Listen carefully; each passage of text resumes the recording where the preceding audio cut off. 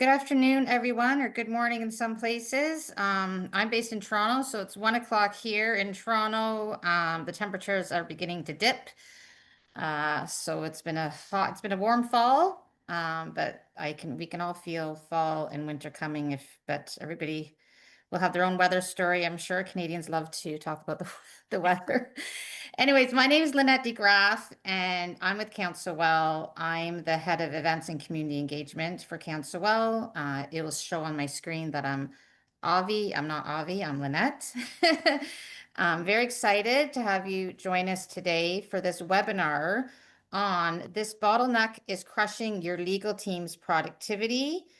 You will be getting CPT credits if you're in BC and Ontario. We were approved for 1.5 CPTs for those provinces. And we will take questions in chat near the end of the webinar, but feel free to enter your questions in the chat at any time. So this bottleneck is crushing your legal team's productivity. Legal teams are getting bogged down by constant interruptions, pings on Slack, never-ending emails, just a quick question requests, and last-minute fire drills chip away at your focus and prevent you from doing the high-value strategic work that actually moves the business forward. The real issue isn't capacity, it's the avalanche of busy work. And until it's solved, legal will stay stuck, overextended, undervalued, and underfunded. Does this sound familiar? Well, thankfully, we have our speakers here today to help us with this challenge. We have Ilan Hornstein. He's Global VP and Deputy General Counsel 8x8. He's also the founder of Beyond NDA and author of The New Legal Operating Model, helping in-house legal teams maximize the business value they create.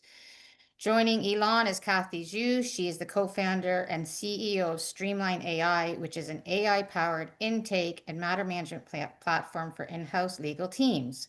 We're very lucky to have them share their expertise on this topic with us. So thank you, Kathy and Elon. Welcome. Thank you so much, Lynette. It's great to be here with everybody. Absolutely love CouncilWell and what Avi's created, and now with Lynette's help as well.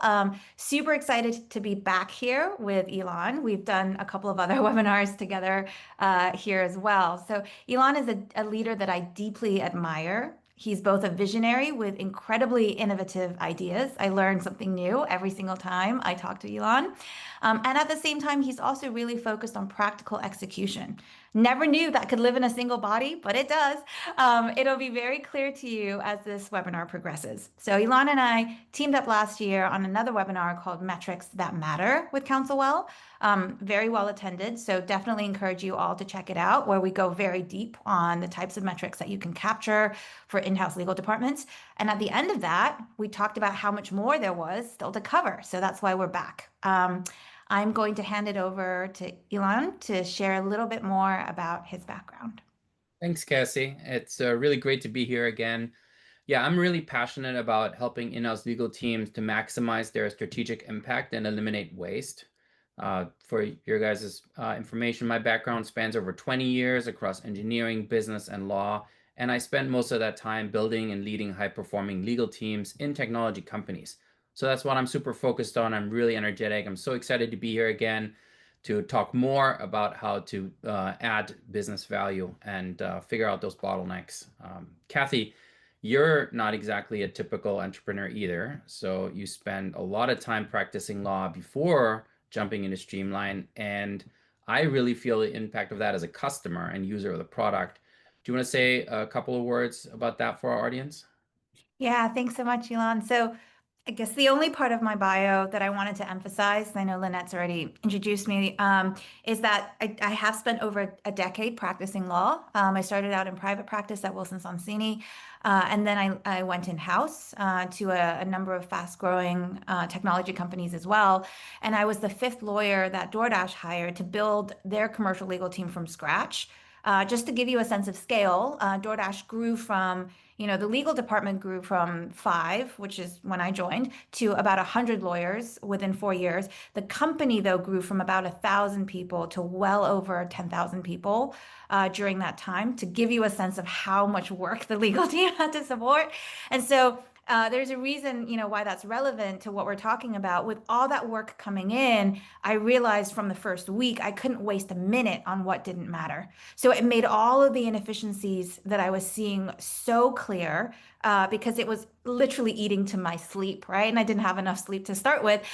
So all of that led to the desire to eliminate chaos, automate manual work. That's what led to the founding of Streamline.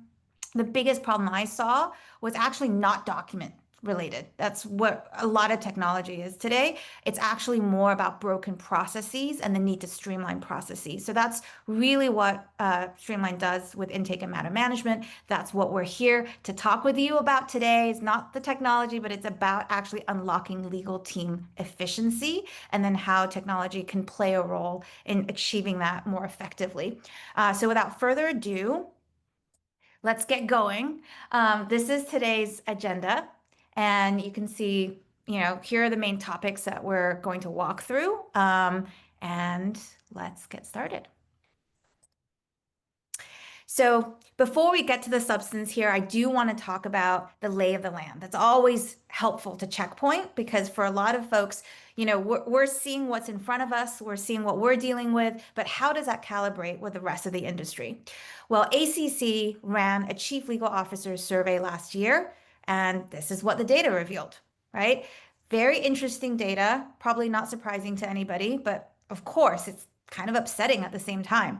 Workflow or just the volume of work has been increasing and reported by more than 60% of all CLOs, driving a ton of stress, probably ultimate, burnout for a lot of legal teams if it's not addressed.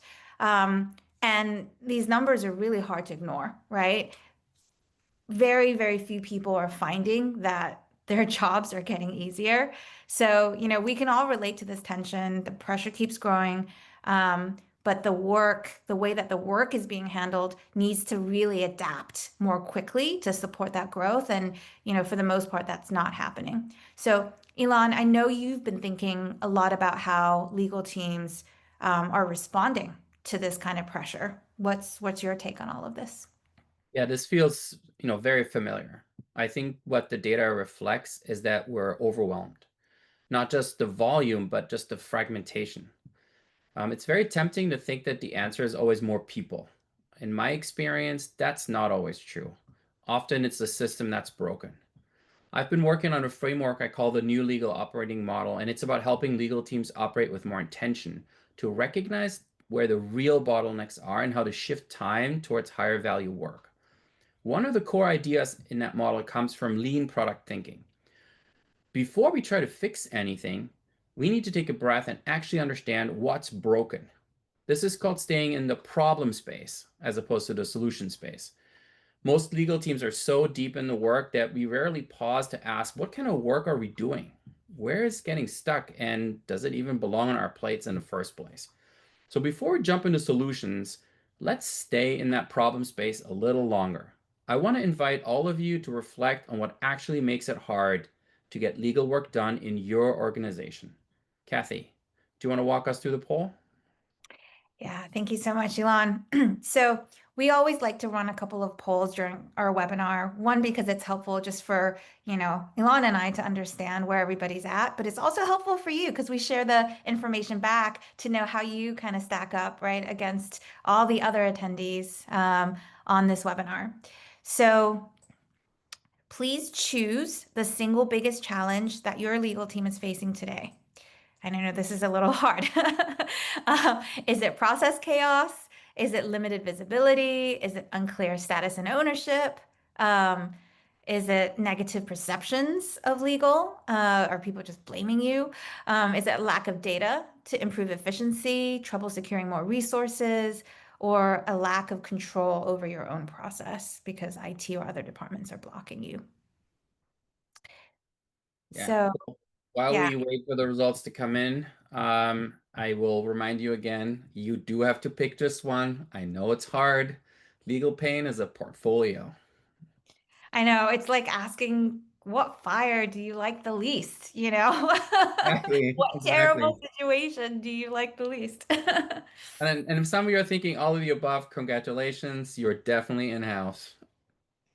I've spoken to hundreds of legal departments over the years at this point, and I've seen everything from people in tears, working until 3 a.m., not having time for lunch or seeing their families, to teams actually being really proud of the work that they're doing, right? But then at the same time, still feeling like it's invisible to the business.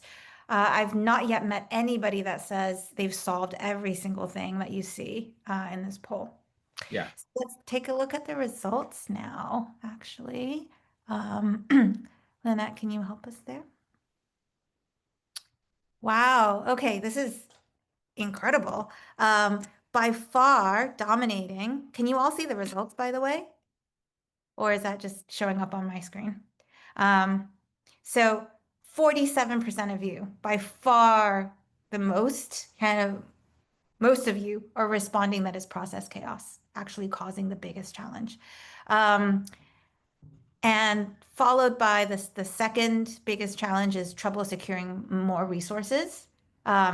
Good news, we're going to help you, get ahead of that a little bit. But it's all about how you tell the story. That's actually what makes the biggest difference there. And then the next is unclear status and ownership, and then everything else is kind of scattered in between. But I love that because that was also my biggest pain is process chaos. And that's what we're trying to address.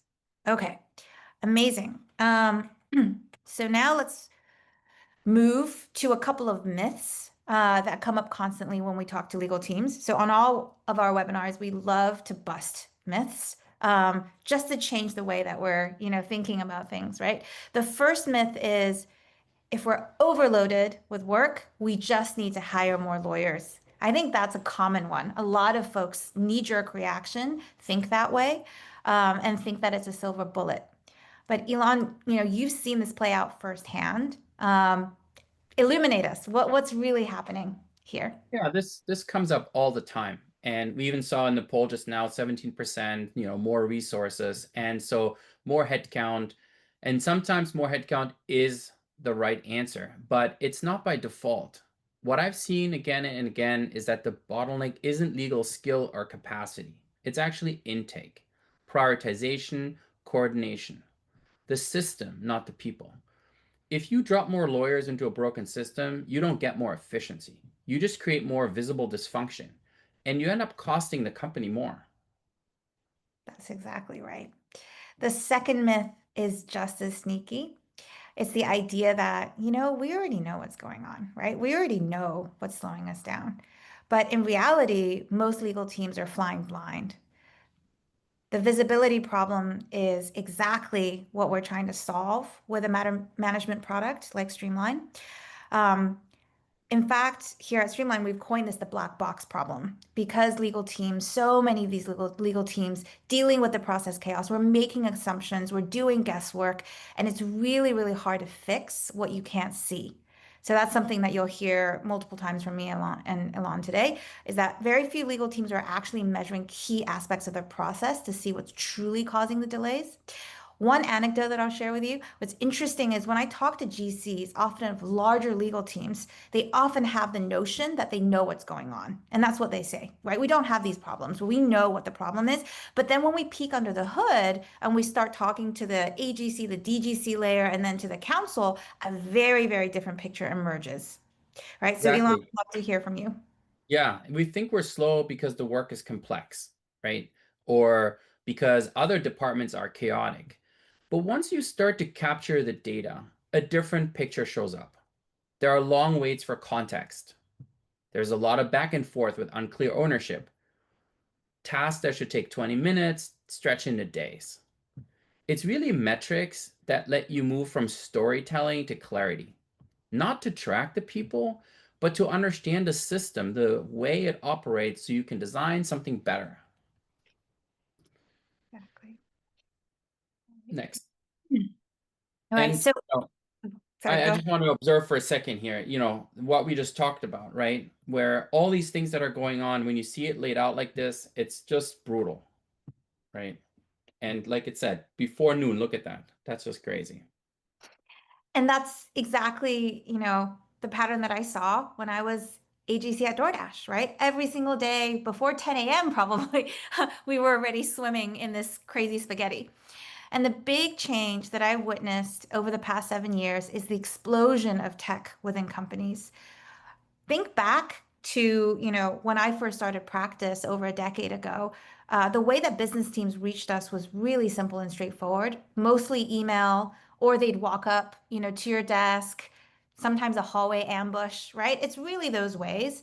But today, when you open up your laptop, it's a nonstop barrage of emails, Slacks, team messages, Salesforce chatter. Now we've got Notion, Asana, Jira, right? 10 other tools that are not even listed on this slide. And everything's coming into us piecemeal at the same time. No wonder you're all, saying that you're being completely bogged down with process chaos. It's because of this. And think about this. Legal is the most under-resourced team, but somehow we're always the ones stuck shepherding the work, right? Tracking down approvals, because you can't just trust a salesperson telling you, oh yeah, that's been approved, or another business team just telling you, oh, legal, don't worry, this has already been handled. You actually still have to go in and double check if that's actually true. So back to what Ilan said, so much back and forth happens just so that you can get the context to get your work done. And then most of our work at the end of the day, if you look at this picture, it's not legal work, it's being a coordination officer, right? To kind of put it lightly. So all of this can and should be replaced by a system that can handle the chaos for you so you can put the coordination on autopilot while you're actually getting the work done to drive the business forward and deliver value. So, yep.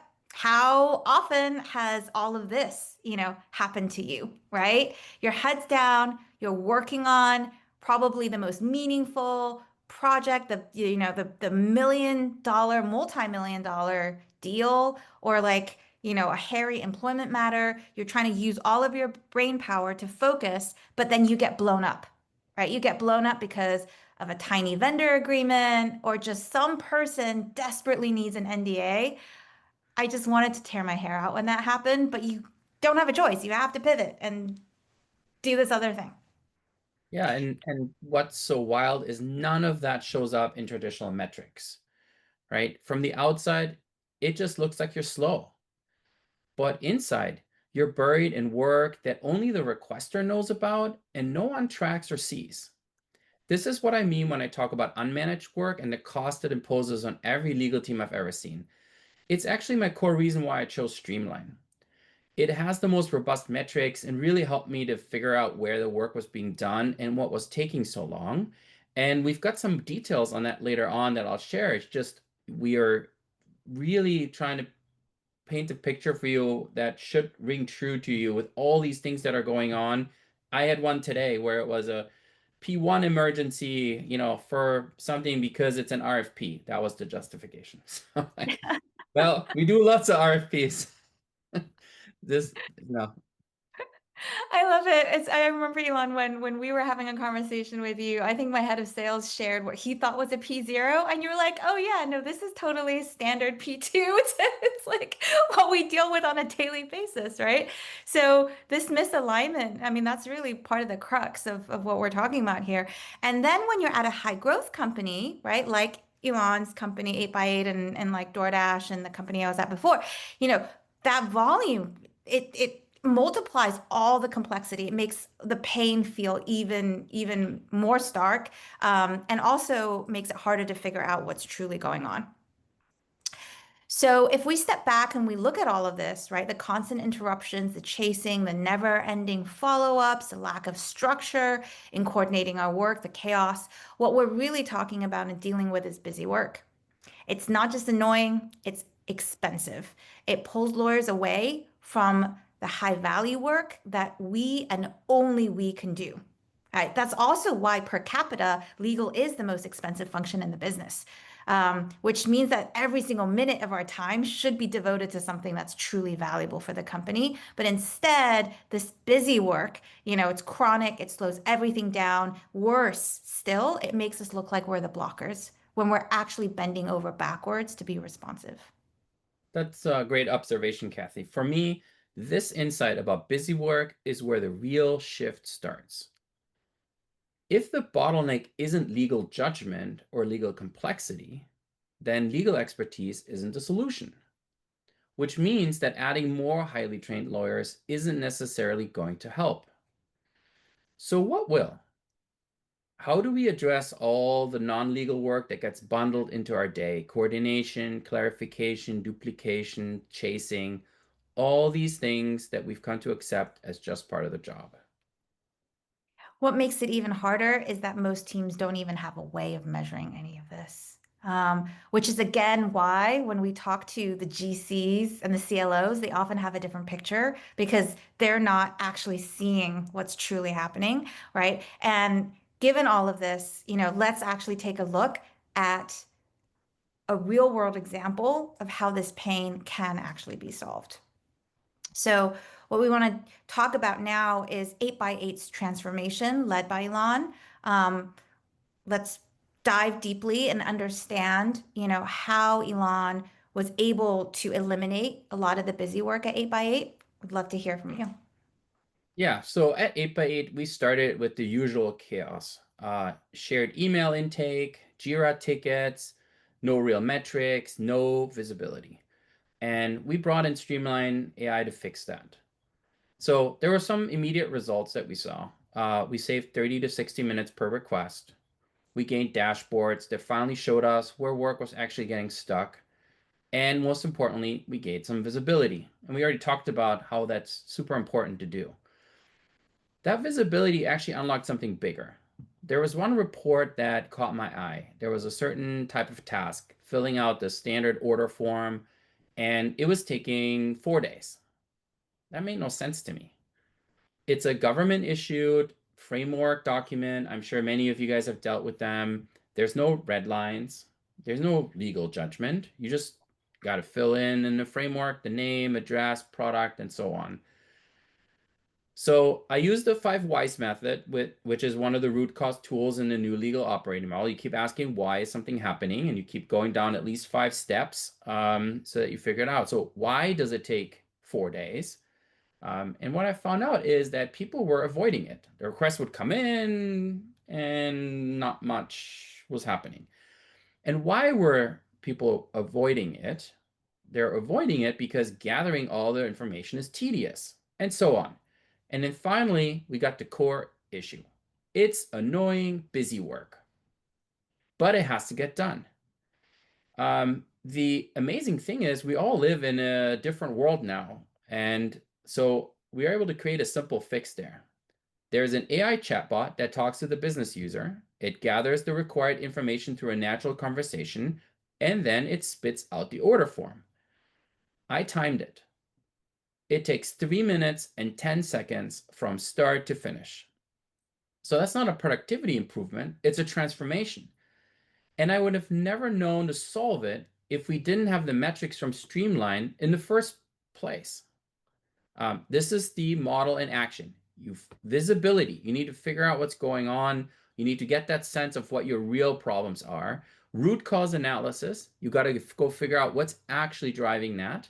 Automation, right? You got to go find some way to automate the piece that's problematic, and then a deliberate focus on eliminating waste so lawyers can focus on high value work. Wow.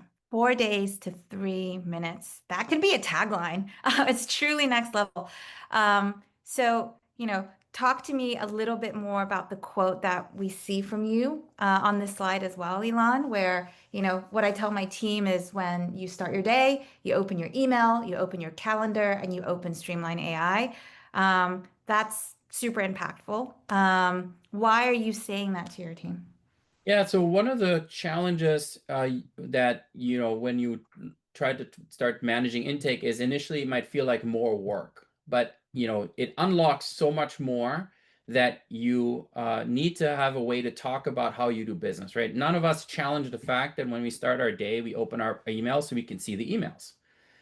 And you also need to make sure that you have your calendar open, right? Because you need to know what meetings am I supposed to go to, right? And then Streamline is where we work. This is where we have our tasks. This is where we communicate with our clients. This is where we do the things that are the service delivery, right? So how we deliver service to our clients, our customer, is through Streamline. And because we're able to capture all that data is why we can later figure out how to improve. And so we're constantly looking at that information. We're constantly looking at what is happening with the work, where is there busy stuff? And we have some really interesting things we're going to share in a little bit about the kind of really cool information that you can get out of it that is actionable, that you can use to improve your business. However, if you don't use Streamline, if you're not making that part of your daily work, then you won't have the metrics. And you got to start with the metrics. You have to have visibility first. That's right. I love what Ilan's saying because it's showing you what's possible when you actually have visibility into the real sources of delays, right? Imagine if you can transform your work from days into minutes. And, there's so much freedom that comes with being able to redesign your processes to achieve that. So what's really exciting is that Ilan's experience at 8x8, it's not unique, right? It's very special, but it's not unique because when we look across legal teams using our product, we are seeing these patterns again and again. Another customer of ours, which is Cityblock Health, led by Wendy Chow, they freed up 20% of their overall team capacity. And as a result, they were able to bring 40% of their outside counsel work in-house. That's a massive saving. And when we talk about, cost saving, really, it's not just headcount, and it's certainly not legal tools. It's actually how can you chip away at outside counsel budget. Okay. Thank you so much, Ilan, for sharing that amazing case study and those wonderful results. I would love to now turn it over to all of you and hear from you. So what percentage of your legal team's time is actually spent doing things you think you should actually be doing, meaning the valuable things that will help to, drive the business forward, where you're actually leveraging your expertise, frankly, why we went to law school. And the results on this is always super eye-opening, actually. So if we were able to move the needle and think about this world where you can actually devote more than 90% of your time to working on substantive legal matters, what do you think will happen to, your outside counsel spend as just one example, right? And you know what, Kathy, what I think would be really kind of amazing is asking this question we have on the screen right now to legal teams before fixing busy work, and then again after streamlining everything, just to see the delta. It'd be like a dream data set. Yeah, for me too. But you're always after a baseline, Elon. Totally part of your ethos. So, if we're talking for more than 3 minutes and Elon hasn't said the word metrics, I start to worry that something's wrong. All right, fair, but honestly, this kind of poll is the baseline, right? When teams finally go tackle intake and triage, the shift in what they're actually working on is dramatic. I think I'm going to ask this question of my own legal team. I'm really curious, like what people think anonymously, of course, not going to put anyone on the spot. All right, I love this. Lynette, maybe you can do the big reveal. Okay, so, this is really interesting. What percentage of your legal team's time spent doing things you think you should actually be doing? 16% of you said less than 50%. An overwhelming majority of you, 60% of you, said between 50 and 70%. That's actually a really big range if you think about it, because if we're talking about being close to that 50%, then the most of you are thinking you're losing almost up to 50% of your time, right, doing non-substantive work. But even if it's, at the higher end of that range, if you're losing 30% of your time, that's still super significant. And then 25% of you said 70 to 80% are doing the work that you should actually be doing. And then, of course, what that means is none of you said that you're doing, higher than 80%. So there's clearly a lot here that we can improve, right? Yeah, and I would just one comment on this, the 50 to 70%, right? I would I would bet that most of that work, that is that work that you think you shouldn't be doing, is probably really annoying. And so that has a double impact because not only is it taking up your time, but it's also making it less enjoyable to be at work and to get the kind of satisfaction you get when you can focus on things that you're really, really good at. I'm so glad you raised that because I think it's one of the biggest causes of burnout, right? Like, people think that burnout is caused by just working longer hours. It's not actually. If you're doing work, if every minute of what you're doing is enjoyable, you're not going to feel nearly as bogged down and in pain as, if to exactly. So I'm so glad you called that out. All right, so this is what the situation looks like from the outside, right? With all of this chaos and inefficiency going on, legal becomes the black box. We're living behind this door. It's, opaque. It's a black door for a reason, right? Where business requests are going in, and then there's silence because no one knows what's actually happening.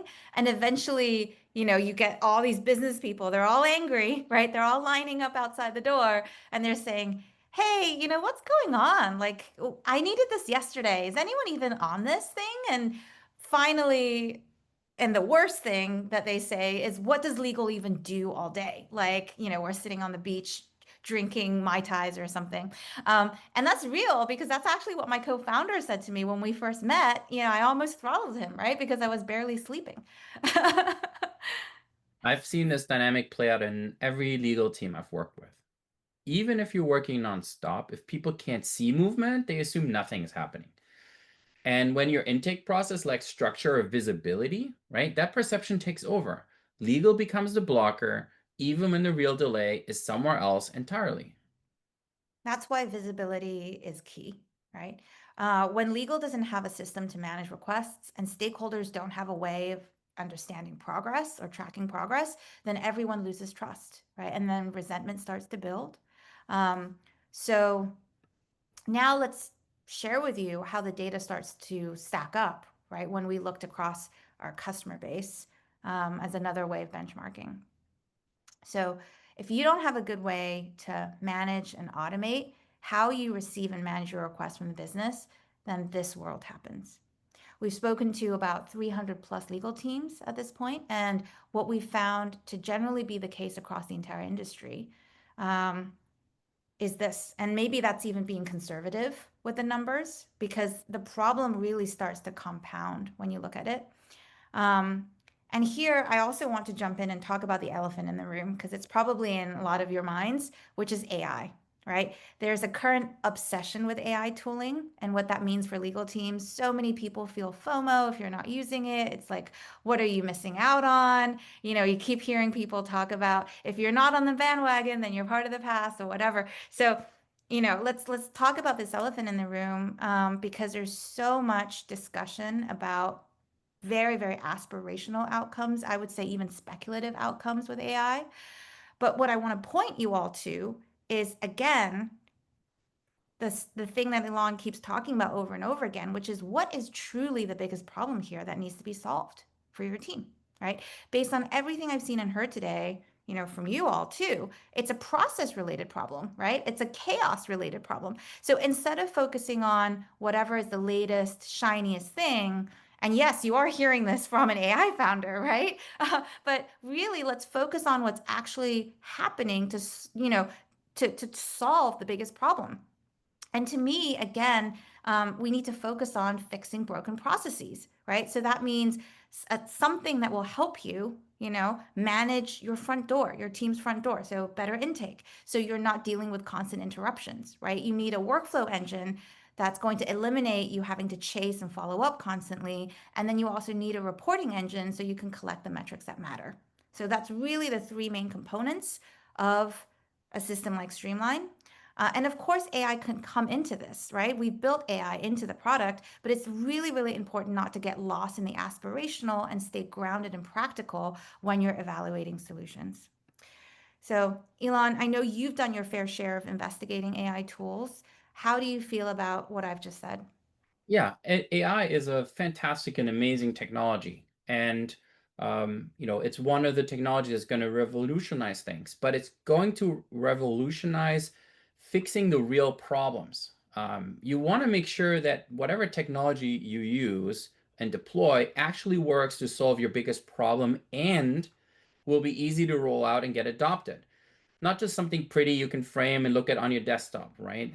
Um, and so you can't really know what your problem is until you have a clear understanding of the problem you're solving, right? One of the analogies I like to use in this cases are, how can you start taking medicine when you don't even know which part of the body you're having pain?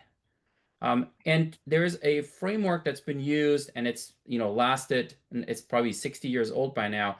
And it's the idea that when you want to improve something, it's people, process, and technology, PPT. And with AI as a technology, it is going to be very helpful, but only if you know how to deploy it in the context of your people and the processes you have. And if you just stick AI into a bad process, it's not going to help you because it's just going to accelerate something. It's like the current tools that allow someone to look at a contract and then the lawyer still has to check the contract to see if the AI hallucinated, right? That's not actually helping things. The number of times I've heard about people saying that they bought something shiny and then it just sat on the shelf because nobody wanted to use it is just really, really astonishing. Um, all right, so let's turn to this now, which is, really where we're trying to get to, right? For legal to work on value added activity as much as possible. But then this is how you feel, which is like a crazy person when you're trying to describe the actual value to the CFO. You're pointing at red string, you're talking really, really, really fast, you're telling 100 stories a minute, hoping something lands. Um, and that's not because we're not creating value. It's because we're not speaking in the same language as the CFO, right? We're not communicating in a way that makes the value visible or measurable. I always kind of like to joke that as soon as we start telling stories, people start tuning out, especially the CFO. Um, and so the shift that this slide is all about is, hey, we need to stop reacting in the face of volume and actually look at how our time is actually being used. And then we can have a new question coming into focus, which is, hey, is this work I'm doing actually making a difference? Is it actually adding value, right? Not just, hey, this is urgent, or if it's assigned to legal, I have to jump on this like a grenade, but hey, is this actually work I should be doing? Um, One way that I like to talk about this a lot when I was leading my team at DoorDash is this the work that will get you promoted? And if it's not, let's figure out another way of getting that work done, right? So, Ilan, I know, you talked a lot about value and value creation as part of your new legal operating model. Share with us what your take is on all of this. You're right, Kathy. One of my core beliefs is that legal teams should structure their time around value-adding activities. And in the new legal operating model, I spend a lot of time on what value actually is and how to create it. A relevant nuance that we do need to talk about here is that value doesn't always mean requires legal judgment. There are non-legal tasks that can still create value if they enable the business to move faster or with more confidence. The real challenge you have is separating value from noise. All the status chasing, duplication, clarification, and rework that fills your day, right? That's where you need that visibility, triage, and workflow design to come in. So those are not efficiency tools. They're not just efficiency tools. They're how you protect your time and the work that actually matters, right? And to make this real, let's share a quick example. Okay. All right. So this is a great example of what changes when a legal team starts tracking where the work is actually sitting. So in this particular example, the legal team kept hearing legal is slow, legal is a blocker, we're still waiting on legal. And by the way, every single time there's this escalation and just the negative perception, it actually accrues a lot of time for us to manage that, right? So because you have to then dispel the picture of what's going on and manually going through your inbox, right? Manually sorting through all the emails and Slacks to put the real picture together. But once this team implemented Streamline and started actually measuring what's going on across the full request lifecycle, and they did that automatically, a different picture emerged. In this case, 40% of the total time was actually spent waiting on these other teams, waiting on accounting, not legal, right? Legal was actually doing their part, but because they are the last stop in the process, they're taking all of the blame. So that's why the waiting on metric is so powerful. It shifts the conversation from finger pointing to shared accountability. And the bottom line, again, is that legal teams just need to start tracking this kind of data, right? It's not just about, Streamline in our system. If you can figure out how to do this, again, automatically, you do not want your team having to like manually go through every single email to try to put the story together. What's important is that you are getting, your hands on this data and the metrics. Yeah, this really echoes what we saw at 8x8 when we started tracking legal metrics using Streamline. And earlier I told you that I picked Streamline because I thought it really could bring visibility to this issue. For us, the lawyers are not at the end of the process. We're sort of at multiple points in the process. And I still remember the first quarterly business review when we had data from Streamline system the first time and we're reporting out to the rest of the business. And it allowed me to share some eye-opening insights, which I'll tell you now. So at that time, our average time waiting to be assigned was about 7 hours. So from submittal to when a lawyer started working, about 7 hours. And we're talking business hours here. Average time actively worked by legal, about 24 hours. Average time waiting on others, over 16 days. So the average total time to completion was 18 days. And so I put that right on the screen, right there in front of all the other senior leaders in the company. And what it means is 88% of the total timeline was not legal. Our part was a tenth of the time.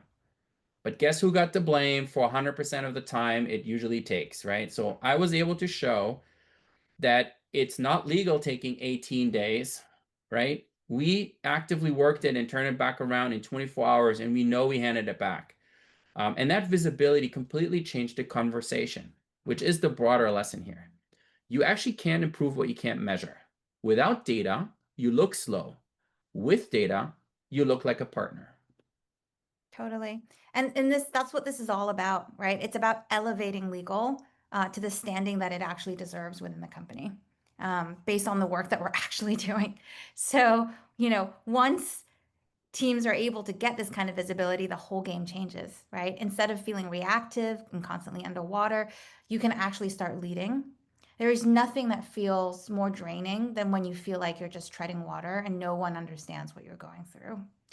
So, Ilan, you've talked about the shift a lot in your work. What happens when legal starts measuring what really matters? Yeah, thanks, Kathy. You're exactly right. This is where legal moves from defense to offense. Let's be honest. The business will always have their anecdotes.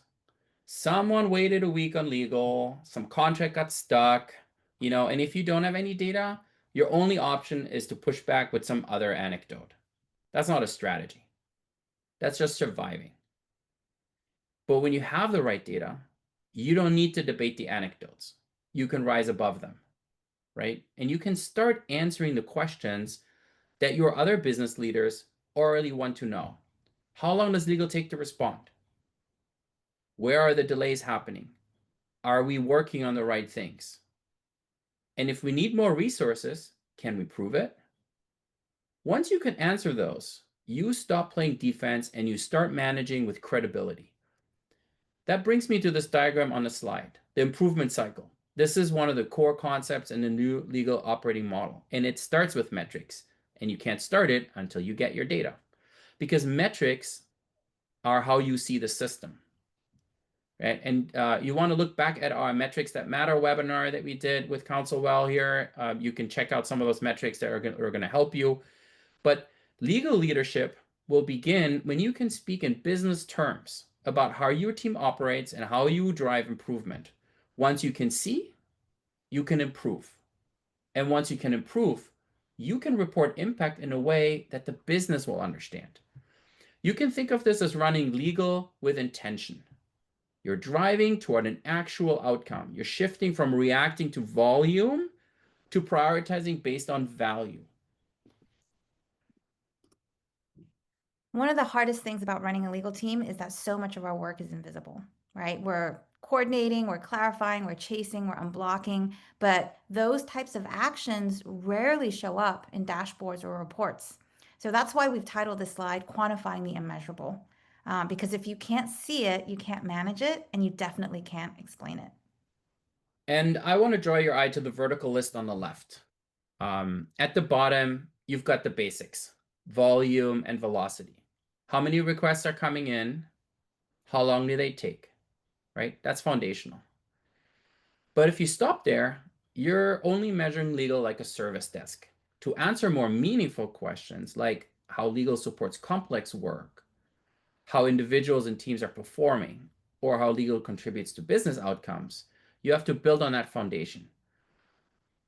But you can't talk confidently about impact at the top of this list, right? If you haven't started to measure what's happening at the bottom, right?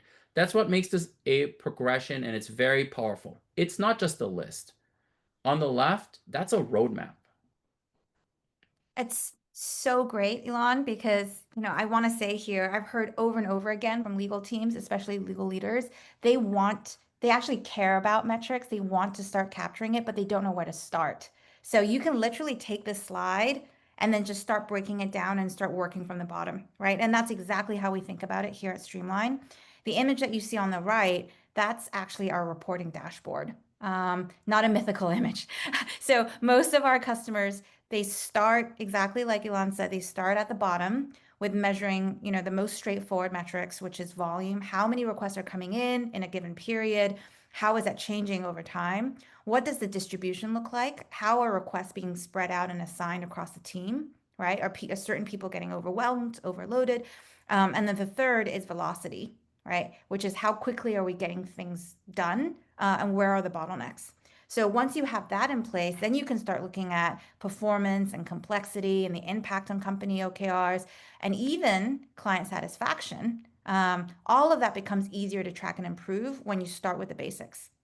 So that's when legal starts to get credit for everything that you're doing and for the outcome, right, that you're driving. So the takeaway that we're both sharing here is actually it's great news, especially if you've been feeling all along all these pain points that we've been discussing, and all these inefficiencies that we've been highlighting. Well, it's solvable. So that is the great news. Elon, is just a wonderful proof point, right? He's a living proof point. He's solved this and he continues to refine it for his team. I've done a lot of, case studies at this point with our customers where their productivity jumped 20, 30%, and then the team happiness improved as a result. So what we're talking about is not aspirational. It's actually, makes sense, right? So we're almost coming up on the end now of our webinar. I just want to quickly break down how, high level, how a system like Streamline, an intake and matter management system, can add value and block the bottlenecks and help you execute on that roadmap that Elon just talked about on the last slide. So we started by focusing on intake, which is how can you get everything that you're working on across all these different systems centralized in a single location, right? And then we thought about how to make that process as seamless as possible by integrating with all these different business tools like email, Slack, Teams, G Suite, Microsoft Suite. The idea is to minimize change management. So Ilan talked about adoption and how critical adoption is. And the way that you increase and maximize adoption is to meet the business teams where they are, right? Rather than forcing a hard cutover and change from day one. And then we introduced AI. So the AI can actually read and categorize your emails into the correct matter types, figure out contextually what's missing, and then the system automatically goes back to the business and gets the missing information. So that's a huge chunk of busy work right there that we are eliminating. right? And then we built a collaboration hub so that legal and business teams can collaborate more seamlessly, but then we can also sidebar legal to legal communications, so that remains confidential and shielded. As of today, we have almost 800 lawyers using our system to get their work done day in and day out. And then, of course, the most important component is we have a robust dashboard that you've already heard us talk about, populates in real time. So you can use that to advocate for headcount, figure out what needs to get unblocked, figure out where you're losing the most time. So, again, one of the biggest challenges to legal technology is usability and adoption. No matter how great the demo looks, right? No matter how great it all sounds, it's meaningless unless it actually gets adopted. So, Ilan, what was your experience like when you actually rolled out Streamline to the business and also to the rest of the legal team at 8x8? Yeah, so we're adopting and deploying every day, actually. And we've got a lot of demand from other teams that want to come on board. Our experience was we started using it. There obviously is a hesitation that people have when they don't understand what the system is for. But very quickly, once you start to see the fact that you can bring visibility, right?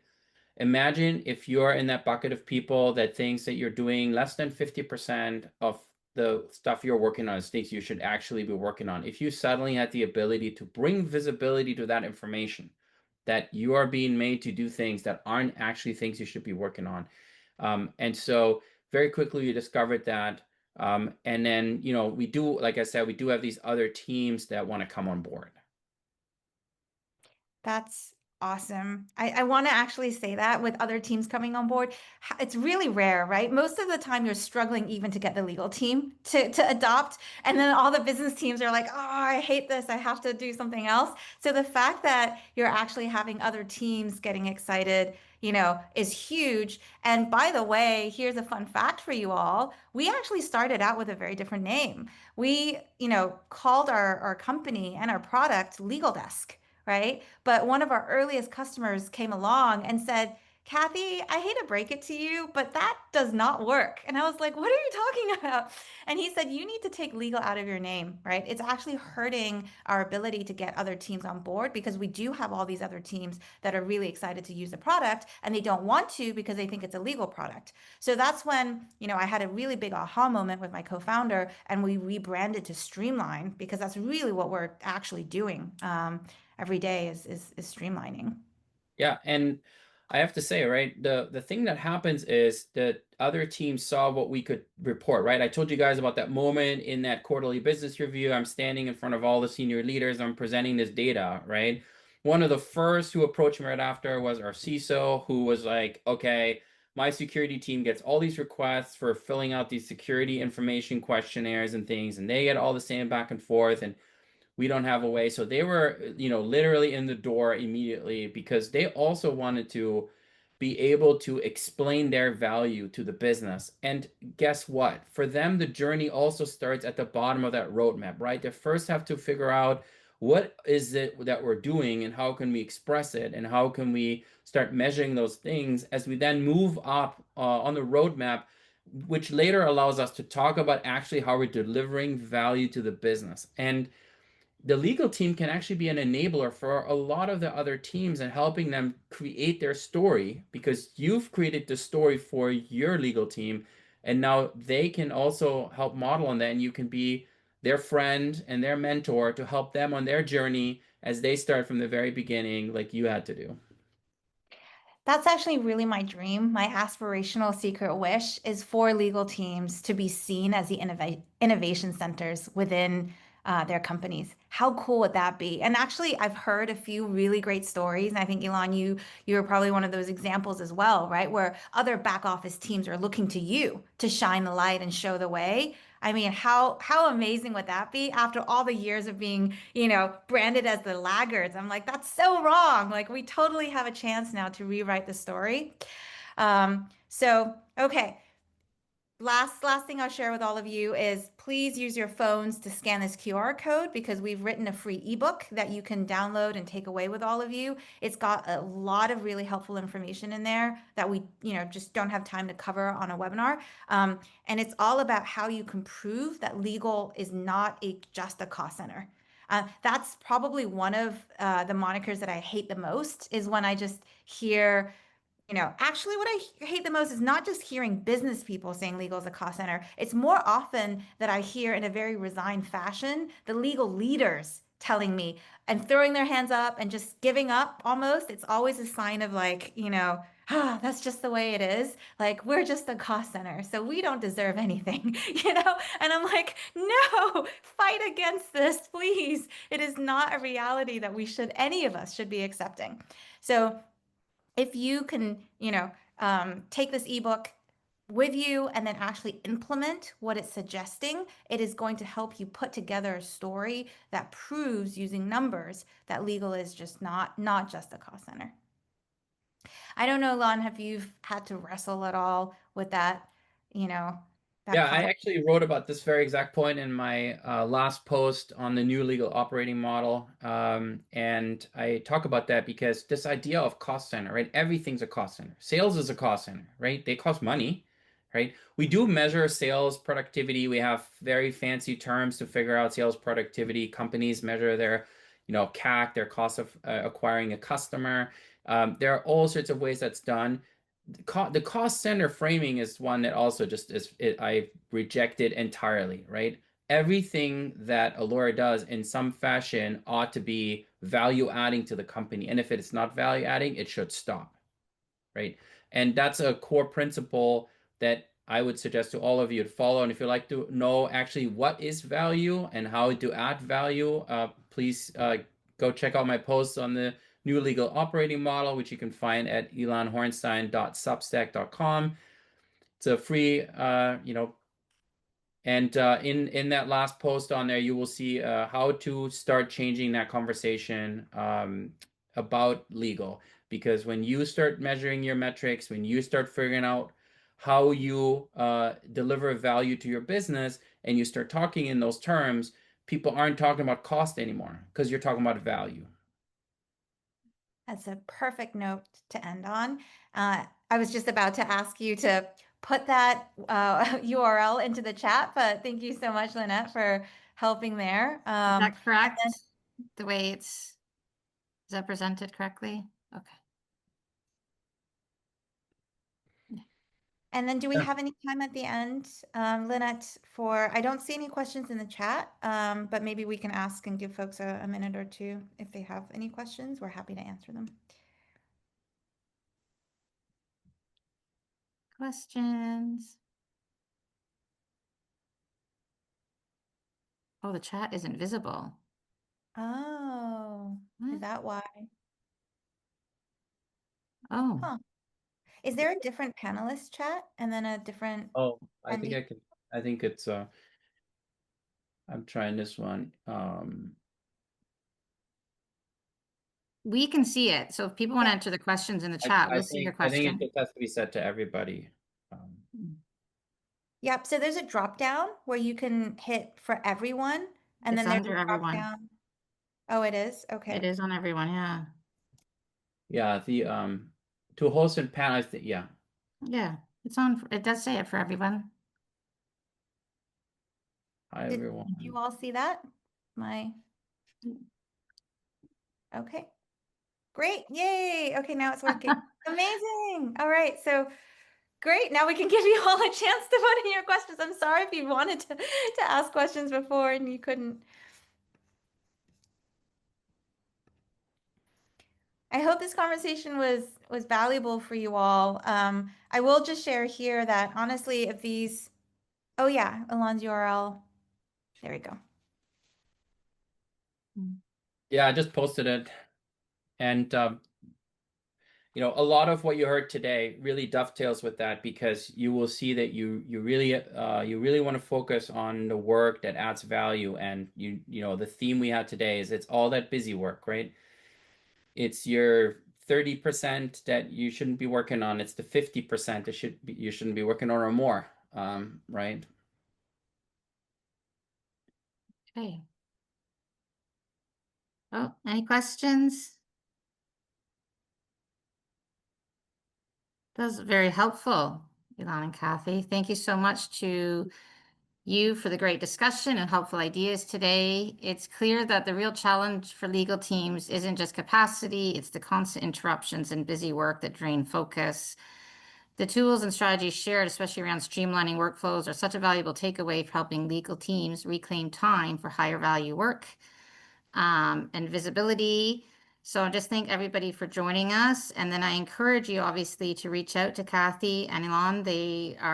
They'll continue to be helpful. And I'm sure Kathy is very passionate and would love to share more about the Streamline tool as well. So feel free to reach out, and Council will be in touch for those that want some CBT credits, and we'll also be asking for any feedback. So can we do, everybody should be able to see in the chat room now, we can send some thank yous to Kathy and Ilan. Oh, thank you, Lynette. That's Well, very sweet. it can be because everything's on screen, right? And I know that people really appreciate the session, so virtual Oh, thank yous. I see all the claps. That's so nice. Very, very kind. Thank you so much, Elon, for generously, sharing your time and your expertise. Elon is such a wealth of knowledge. I really encourage you all to follow him on LinkedIn as well as Substack. There's so much that we can all learn. And good. I'm glad it was therapeutic. That's what I also aim for to do as well. We need legal therapy. So until the next time, thank you so much to this wonderful community. Thank you, Lynette, for doing a wonderful job hosting us today. And yeah, until next time. Yeah, thank you. Thank you to Council for hosting. Thank you, Lynette, and thank you, Kathy, for doing another talk with me. All right, take care, everyone. Bye, everybody. Bye. Bye, everyone.